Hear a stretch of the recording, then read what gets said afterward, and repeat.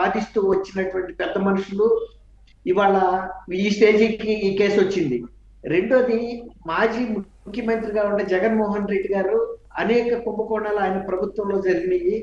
ఆయన ఒక మాజీ ముఖ్యమంత్రిగా ఇలాంటి స్థాయిలో బయటకు వచ్చి మాట్లాడటం అనేది కొంచెం అసాధారణంగా అనిపించింది ఎవరికైనా కూడా. ఎందుకంటే గతంలో ఇట్లాంటి కుంభకోణాలు ఏమైనా జరిగినా కూడా అది ఆ స్థాయి సంస్థలు, ఆ స్థాయిలో ఉన్న చైర్మన్లు లేకపోతే మేనేజింగ్ డైరెక్టర్స్, అనధికారులు అధికారులు చూసుకునేవారు. కానీ ముఖ్యమంత్రి స్థాయి అధికారులు ఇలాంటి వాటిల్లో తలపెట్టిన సందర్భం కనపడదు. కానీ జగన్మోహన్ రెడ్డి గారు ఈ కేసు విషయంలో ఒక అడ్వకేట్ లాగా అక్కడ ఏమీ జరగలేదు, ఇదన్నీ కావాలని రాజకీయంగా సుబ్బారెడ్డి గారిని రాజకీయంగా ఇది చేయటానికి, పరాభం చేయటానికి, లేకపోతే ఆయన ప్రతిష్టను దెబ్బతీయటానికి చేస్తున్నారని వాదించాడు కొన్నాళ్ళు.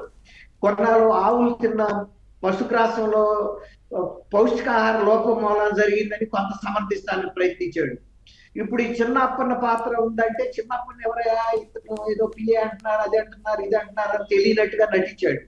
కానీ ఆయనే చిన్నప్పన్నని ఢిల్లీలోని ఆంధ్రప్రదేశ్ భవన్లో లైజన్ అధికారిగా ఆయన సేవలు ఉపయోగించుకోమని సిఫార్సు చేసినటువంటి ఆదేశాలను కూడా తర్వాత సోషల్ మీడియాలో బయటకు వచ్చి అది వైరల్ కూడా అయింది. అంటే తెలియనట్టు నటిస్తున్నాడు కానీ ఆయనకి కుంభకోణం గురించిన పూర్తి అవగాహన ఉందనేది తెలిసిపోయింది. రెండోది, చిన్నప్పన్న అనే వ్యక్తి నిజంగా కూడా ఆయన పేరులో ఉన్నట్టు చాలా చిన్న మనిషి, ఉద్యోగ బాధ్యతల్లో కానీ ఉద్యోగ స్థాయిలో కానీ ఆయన చేసినటువంటి అవినీతి చాలా పెద్ద కుంభకోణంలోనే ఆయన తలపెట్టాడు. అది ఏ స్థాయిలో ఆయన్ని ప్రోద్బలం చేయకపోతే తనంతట తనుగా అంత పెద్ద కొనుగోలు వ్యవహారంలో కిలోకి 25 రూపాయలు ఇవ్వమని అక్కడికే నిజానికి ఆ డైరీ చేసిన ధరలు కూడా అవి నెయ్యి కాదు కాబట్టి చాలా కాంపిటేటివ్ ధరలు వేశారు, అందులో సందేహం లేదు.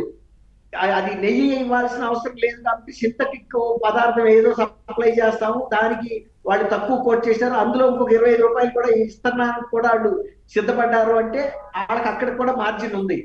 ఇప్పుడు ఈ చిన్నప్పన్నకి అకౌంట్ లోను 6 కోట్లు పడింది అనేది అధికారికంగా కనబడుతుంది. ఇది కాకుండా హవాలా మార్గంలో కూడా ఆయనకి సొమ్ము ముట్టినట్టు చెబుతున్నారు. తర్వాత ఆయనకు ఒక 14 ప్లాట్లు కూడా వైజాగ్ సిటీలో ఉన్నాయని చెబుతారు. ఆయన ఉత్తరాంధ్రాకి చెందిన వ్యక్తి కాబట్టి తన ప్రాంతానికి చెందిన ఒక నగరంలో పెట్టుబడి పెట్టుకుంటాను, అది సహజం అక్కడ కనబడుతుంది. అంటే సర్కమ్స్టాన్షియల్ ఎవిడెన్స్, అతను ఆ ప్రాంతం వ్యక్తి కాబట్టి సహజంగా హైదరాబాద్ ఢిల్లీలోనే పెట్టడు, తన సొంత ప్రదేశంలో పెట్టుకున్నాడు అనేది కూడా అర్థమవుతుంది. ఇప్పుడు ఇవన్నీ కూడా సిఐడి స్టాండింగ్ కౌన్సిల్ నిన్న బెయిల్ కోసం ఇతను అప్పీల్ చేసినప్పుడు వాళ్ళ వాదనలు వినిపించారు. ఈయన చిన్న విషయం కాదు, ఇప్పుడు ఈ స్థాయిలో కనుక ఆయనకి బెయిల్ ఇస్తే కేసుని ప్రభావితం చేస్తాడు, ఇందులో కొన్ని కీలక అంశాలు ఇంకా తేలాల్సి ఉంటాయి, ఈయన ఎవరి ప్రమేయంతో ఆ డబ్బులు వసూలుకి పాల్పడ్డాడు, ఆ వసూలుకు పాల్పడిన అమౌంట్ ని హవాలా ద్వారా ఎంత వచ్చింది, అవి ఎవరికి అందజేశాడు, ఇలాంటి అంశాలు తేలాల్సి ఉంది. ఈ సందర్భంలో వాళ్ళు బెయిల్ ఇవ్వడానికి వీల్లేదు, మీరు బెయిల్ పిటిషన్ ని కొట్టేయమని అభ్యర్థించారు స్టాండింగ్ కౌన్సిల్. అయితే ఏం చేశారంటే జడ్జి గారు కూడా రేపు సోమవారానికి వాయిదా ఇచ్చారు. ఇప్పుడు చిన్నప్పన్న లాంటి వ్యక్తులు చాలా మంది ఇలాంటి పెద్ద వ్యవహారాల్లో తలదూర్చినప్పుడు మనం మొన్న రీసెంట్ గా చూసాం, పరకామణిలో సతీష్ కుమార్ గారిని ఏఎస్ఓ అసిస్టెంట్ సర్వే ఆఫీసర్, ఆయన దాని పేరేంటి సెక్యూరిటీ ఆఫీసర్, ఆయన ప్రాణానికి కూడా హాని కలిగింది. ఇప్పుడు ఇలాంటి వాళ్ళు ఏంటంటే కేసు మొత్తాన్ని వాళ్ళ మీద కాన్సన్ట్రేషన్ అయిన తర్వాత వాళ్ళకి ఏదైనా హాని తలబెడితే ఈ కేసుకు సంబంధించిన పూర్వత్రాలన్నీ కూడా మా అదృశ్యం అయ్యే ప్రమాదం ఉంది. కాబట్టి ఈ కేసులో తర్వాత ఇంకోటి ఏంటంటే వాళ్ళు కావాలని ఆయనకి ఏదైనా హాని తలపెట్టి ఈ నెపాన్ని దర్యాప్తు సంస్థల మీద ప్రభుత్వాల మీద తోస్తున్నారు. దర్యాప్తు సంస్థలు అనేవి ఆ ఉద్యోగి ఎంత చిన్నవాడైనా పెద్దవాడైనా ఒక నేరం నమోదు చేసినప్పుడు దర్యాప్తు చేయాల్సిన బాధ్యత సంస్థల మీద ఉంటుంది. అది బాధ్యత అది మీరు బ్లాక్ మెయిల్ చేస్తున్నారు, మీరు కనుక ఈ కేసు కనుక ముందుకు తీసుకెళ్తే మేము ఇతనికి ఏదైనా హాని తలబెట్టి దాన్ని మీ మీదకి తోస్తాం అనేటువంటి సిచ్యువేషన్ క్రియేట్ చేయడంతో వాళ్ళ దర్యాప్తు సంస్థలు కూడా ఆలోచనలో పడుతున్నాయి. అంటే చెయ్యని నేరాన్ని వాళ్ళు మేదేసుకోవాల్సిన పరిస్థితి. వివేకానంద రెడ్డి గారి కేసు దగ్గర నుంచి కూడా ఈ సంస్కృతి మొదలైంది నవీన్ గారు. ఇప్పుడు ఈ అప్పన్న పరిస్థితి కూడా నాకు ఏం భయం వేస్తుందంటే ఇతను ఎంత సంపాదించాడో సంపాదించలేదో, లేకపోతే ఈ బినామీ పేర్లతో అతని పేరు మీద రిజిస్ట్రేషన్ చేశారో తెలియదు.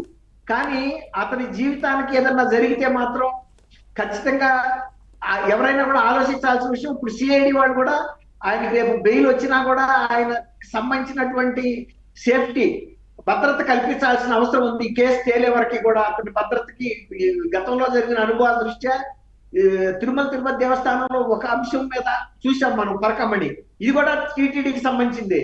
ఈ పెద్దల పేర్లు బయటకు వస్తాయి అనే ఉద్దేశం మీద వీళ్ళని ముందు పెట్టి నాటకం ఆడుతూ వీళ్ళని బలి చేస్తున్నారు. అసలు వ్యక్తులు బయటకు రావాల్సిన సందర్భం అయితే ఉంది.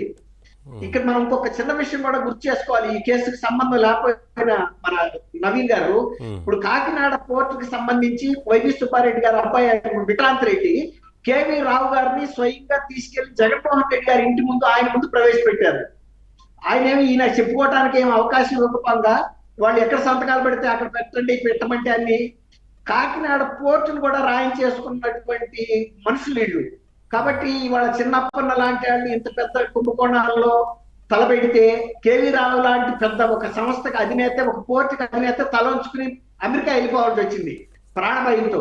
కూటమి ప్రభుత్వం అధికారంలోకి వచ్చిన తర్వాత మాత్రమే మళ్ళీ ఆయన బయటకు వచ్చి ఫిర్యాదు చేశాడు.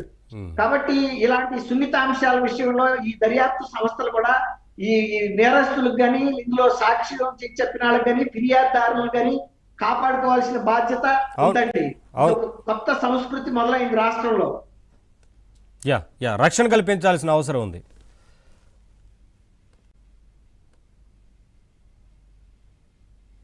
సార్ ఆనంద్ సార్ గారు ఏం చెప్తారు సార్? ఏదైనా సరే ఇప్పటివరకు దుర్గా కుమార్ గారు కొన్ని విషయాలను వెల్లడించారు. అందులో ముఖ్యంగా నెయ్యికి సంబంధించి కేజీకి 25 చొప్పున ఇక్కడ వాళ్ళు కమిషన్ మాట్లాడుకొని హవాలా రూపంలో తీసుకున్నారంటే ఇంకా ఈ కేసు సంబంధించి చాలామంది ఇన్వాల్వ్మెంట్ ఉందనేది కనిపిస్తూ ఉంది. అలాగే ఇన్వాల్వ్ అయిన వీరే కాకుండా వైవి సుబ్బారెడ్డి పిఏ అక్కడ స్వయంగా ఉన్నారు కాబట్టి